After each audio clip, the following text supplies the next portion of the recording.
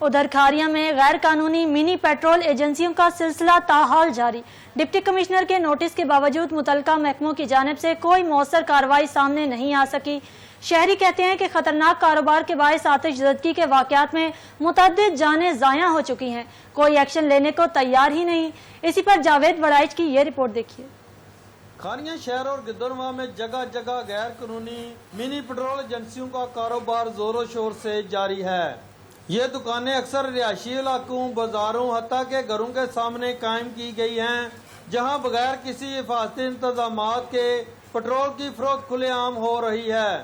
तहकीकात से पता चलता है कि इन मिनी एजेंसियों में ना तो फायर सेफ्टी का बंदोबस्त है और ना आग बुझाने के आलात और ना ही तरबियत याफ्ता अमला मौजूद है। पेट्रोल अमूमन प्लास्टिक की बोतलों, कैंस और डब्बों में रखा जाता है, जो किसी भी वक्त बड़े धमाके या आग का सबब बन सकते हैं।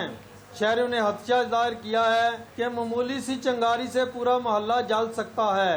अवाम का कहना है कि इंतजामिया और सिविल डिफेंस अदारों की खामोशी हैरानकुन है, जबकि माजी में ऐसे ही गैर कानूनी कारोबार कई जानलेवा हादसात का सबब बन चुके हैं। अस्सलाम वालेकुम भाई, मशीन है तेल वाली पेट्रोल वाली घर उत्ते ने जिस टाइम एक चीज़ का फायदा भी होंगे तो नुकसान भी होंगे। हम ये गल सही पे आखते हैं कि उत्ते रिहायशा ने थले मशीन है, किसी वाले कोई गलत धमाका भी हो सकता है, इन्हें नुकसान भी हो सकता है।